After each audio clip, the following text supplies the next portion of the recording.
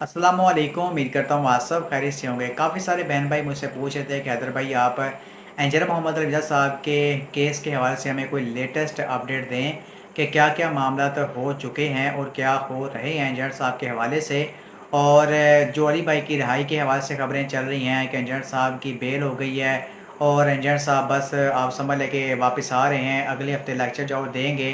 तो इन खबरों में जो क्या सच्चाई है।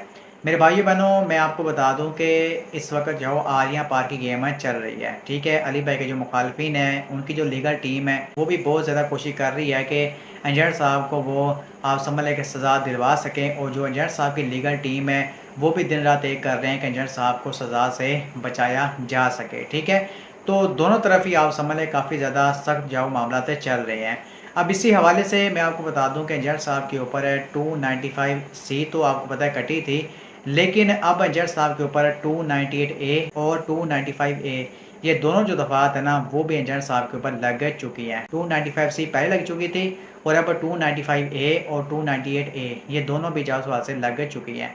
इसके साथ साथ इंजीनियर साहब की जो अकेडमी है वहाँ पर जो रिकॉर्डिंग के आलात हैं, इनके कैमरा वगैरह और कुछ सामान जो उस सारे सामान को पुलिस की जानिब से कब्जे में ले लिया गया है, ठीक है। अकेडमी तो आपको पता है पहले सील थी, वहाँ पर जो सारा कंट्रोल था वो पुलिस का था, लेकिन अब उन्होंने वहाँ से जो कैमरा वगैरह और रिकॉर्डिंग का जो सामान है वो भी जो कब्जे में ले लिया है, ठीक है।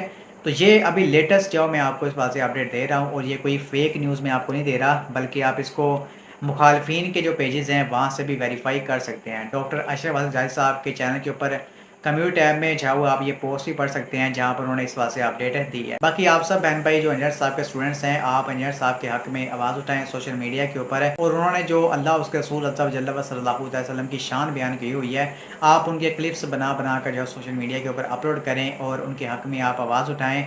इसके अलावा मैं सिर्फ इतना कहना चाहता हूँ, जो लोग इंजीनियर साहब को कहते हैं कि भाई ये बंदा गुस्ताख रसूल है, नाउज़ बिल्लाह अस्तगफिरुल्लाह अस्तगफिरुल्लाह, ये लोग वो हैं जो कहते हैं कि रोज़े क़यामत बाजी बुसामी का झंडा सबसे ऊपर होगा, उनके नीचे तमाम के तमाम नबी जो होंगे, नाउज़ बिल्लाह अस्तगफिरुल्लाह। तो ये वो वाले हैं, लेकिन हम जो है वो अल्हम्दुलिल्लाह नबी पाक सल्लल्लाहु तआला अलैहि वसल्लम के सच्चे ग़ुलाम हैं, क्योंकि हमारा अक़ीदा ये है कि रोज़े क़यामत अल्लाह का झंडा हमारे नबी के हाथ में होगा और मेरे नबी का झंडा सबसे ऊपर होगा।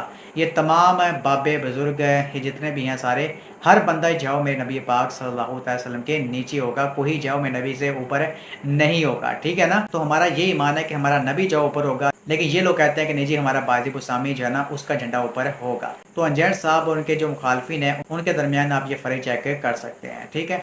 तो ये मैंने आपको बता दिया है, बाकी अब देखते हैं नेक्स्ट कौन सी अपडेट्स जो आती हैं, क्या-क्या मामला होते हैं। और मैंने पहले आपको बताया दूसरे चैनल के ऊपर जो वीडियो बनाई, मैंने कहा कि ये मामला जो भी लंबा चलने वाला है। आप लोग बेफिक्र रहें, मेरी तरफ से मेरे किसी स्टूडेंट को किसी किस्म का प्रोटेस्ट करने की, कोई मेरे हक में बैनर लगाने की, कोई रोड ब्लॉक करने की कोई इजाजत नहीं। हाँ, सोशल मीडिया पे जरूर कंपेन चलाएं, वो आपका राइट है, वो हम किसी को मना नहीं करते। मैं चलवाता नहीं हूं लेकिन मना भी नहीं करता, लेकिन उसमें कोई रूड लैंग्वेज, कोई गाली गलोच किसी रियासती इदारे को टारगेट ना करें, खा वो पुलिस का इदारा हो, फौज का इदारा हो, अदलिया का हो। तो आंदा भी मैं इस तरह के मामलात के ऊपर चलूंगा, लेकिन किसी चीज को किसी तरफ आप रिलेट ना करें। ये सिर्फ दारे हरकम का, हमारी अकेडमी का काम है कि हमने इसके लिए क्या तरीका अडॉप्ट करना है। आप लोगों को कोई इजाजत नहीं, आपने बस फॉलो करना है जो कुछ यूट्यूब पे अपलोड हुआ है, ना उसमें कोई माइनस करना है ना कोई ऐड करना है, वो आप अपना उसके वीलॉग सिस्टम बनाओ। और हमारे मुखालफिन जो कुछ कर रहे हैं, यकीन करें कि जितने लोग पीरों से मोहब्बत करते हैं ना, उनसे ज्यादा मेरे स्टूडेंट मुझसे मोहब्बत करते हैं, क्योंकि वो अपने पीरों को छोड़ के इधर आए थे। तो इसका मतलब आप समझते हैं कि कोई भी एक्स्ट्रा जुडिशियल एक्टिविटी कोई परफॉर्म करने के लिए खुद से कोई सरफिरा तैयार हो सकता है। ये अल्हम्दुलिल्लाह मेरी तरबियत है कि हमारे कभी किसी स्टूडेंट ने, जो पाकिस्तान में फिरकों से बढ़ के जिनकी तादाद हो चुकी है अल्लाह के फजल से, कभी कोई रोड ब्लॉक नहीं की है, कभी किसी मस्जिद में जाके कोई पत्थर नहीं मारा किसी फिरके की, नमाजें इनके पीछे पढ़ते हैं, चंदे इन्हें देते हैं। और तुम्हारे बुजुर्गों के लगाए हुए दरख्त के फल तुम लोग हो, जो दुनिया के लिए अमन में एक समझ लो रुकावट बने हुए हो, और हमारे फल देख लो हमारी जिंदगी में। आप बताओ कि बड़ा बुजुर्ग फिर कौन है तुम्हारी डॉक्ट्रिन के अंदर। अच्छा असद भाई, इस टाइम पे सबसे हॉट टॉपिक जो है वो इंजीनियर मोहम्मद अली मिर्ज़ा का है जी। एक तो कंट्रोवर्सी पर बात करेंगे, लेकिन स्टार्ट करते हैं इस टाइम पे किन हालात में है वो। फैमिली से आपकी बात हुई, उनके जो करीबी लोग हैं उनसे आपकी बातचीत हुई? मेरे अली भाई के स्टूडेंट से बात हुई जो अकेडमी चलाते हैं, तो इस वक्त वो आई बिलीव झेलम जेल के अंदर हैं। और जब हमने कल वीडियो क्लिप रिकॉर्ड किया था तो तब तक 3 MPO के ऑर्डर में वो ज़ेर हिरासत थे। अब उनके ऊपर 295C का मुकदमा दर्ज हुआ है और आई बिलीव पीका का भी ऑर्डिनेंस लगा है। ज़ाहिर पीका का ऑटोमेटिक लगने का वो इंटरनेट के ऊपर चीज़ थी और अब वो मामला प्रोसिक्यूट होगा। अच्छा, अली भाई के पास वकला भी हैं, मैं आपकी ऑडियंस को बताना चाहूँगा। उनके पास शागिर्द भी हैं वहाँ पे, अल्हम्दुलिल्लाह बिल्कुल खैर खैरियत से हैं। वैसे वो दिलेर आदमी है, तो कोई ऐसा मामला नहीं है कि उनके पास रिसोर्स नहीं अवेलेबल। हर किसी का जो उनसे प्यार करता है, चाहते हैं कि वो कोई मेरे को मदद करे, तो सर आप अपने घर रहें, वो अपनी मदद आप अल्हम्दुलिल्लाह कर सकते हैं। उनका पहला मुकदमा नहीं है, उनके ऊपर पहले भी कई मुकदमे हुए हैं। वो कोर्ट ऑफ लॉ के थ्रू ऑपरेट करते हैं। इवन जो उन पर 5 जानलेवा हमले हुए थे, तो वो भी उन्होंने मैटर्स लीगली रिजॉल्व किए थे। अच्छा, उन पर पहले भी 295C लगी है या फर्स्ट टाइम लगी है ये? उन पे पहले भी ब्लास्फेमी की चार्ज लगी थी, उसकी एग्जैक्ट दफ़ात मुझे याद नहीं है। अगर आप रिसर्च करके यहाँ पर डाल देंगे तो मुनासिब होगा। और उस केस को वो फाइट कर रहे हैं। 295C का मुकदमा अगर आपके ऊपर होता है, this is not a death sentence. मेरा पाकिस्तान के कानून के मुताबिक इख्तियार है कि असदुल्ला तारिक अपने होशो वास में अली भट्ट पे कोई भी मुकदमा इनिशिएट कर सकता है अगर लगता है उसने कोई क्राइम कमिट किया। पाकिस्तान का कानून अली भट्ट को इख्तियार देता है कि वो मुकदमा फाइट करे। अली भाई कोर्ट और रूल ऑफ लॉ में बिलीव करते हैं। अगर उनके खिलाफ 295C का मुकदमा दर्ज हुआ है, वो उस केस को फाइट करेंगे। जजेस थ्रू प्रॉपर लीगल प्रोसीजर उस पर फैसला करेंगे। अगर वो फैसला किसी पार्टी के पसंद का नहीं है, वो उसको अपील करेगा और ये मामला ऑलरेडी टू सुप्रीम कोर्ट जा सकता है।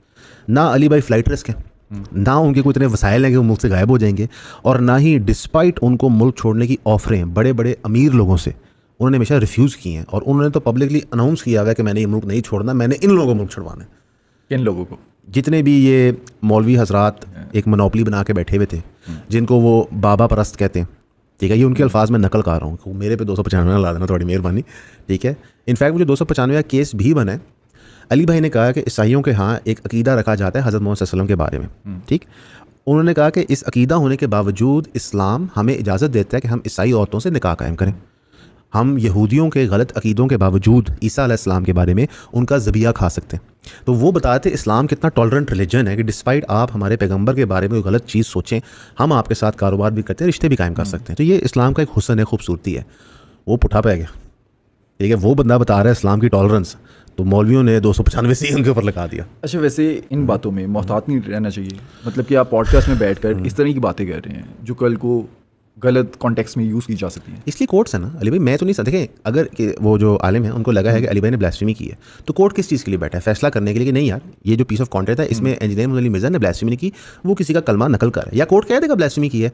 मैं और आप नहीं फैसला कर सकते। मुझे जो तकलीफ इस बात की है कि अशरफ जलाली साहब, वो भी एक आलिम है, उन्होंने बाकायदा फतवा दे दिया कि अब ये काफिर हो गए और मुर्तद। मेरा ये सवाल है कि क्या रियासत पाकिस्तान का काम है मैटर्स एडजुडिकेट करना या किसी और इंसान का है?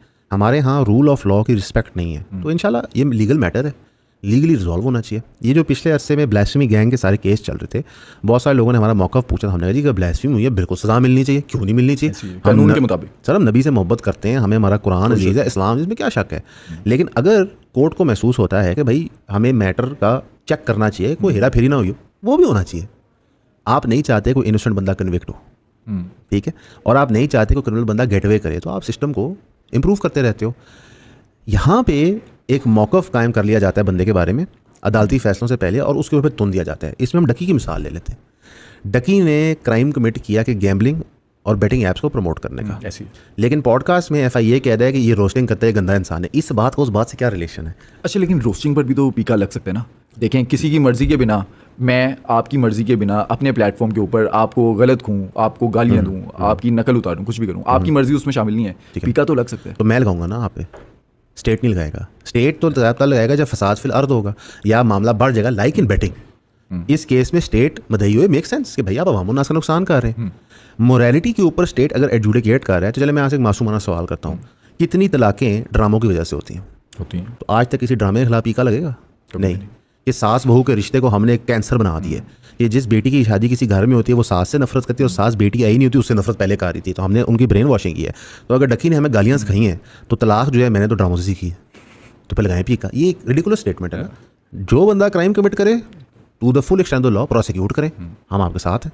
कोई आलिम, कोई मौलवी किसी बच्चे के साथ बदफेली या गलत काम करते पकड़ा जाता है, सबसे पहले हम कहते हैं जनाब केस करें, बनाएं और मुकदमे के थ्रू कन्विक्ट करें, सजा दें। अच्छा, उनको जब ये मसला खड़ा हुआ, एहतजाज होने लगे, धरने सुने के हो रहे थे, तो उनको 3 MPO के तहत हिरासत में ले लिया गया, ये स्टेप ठीक था?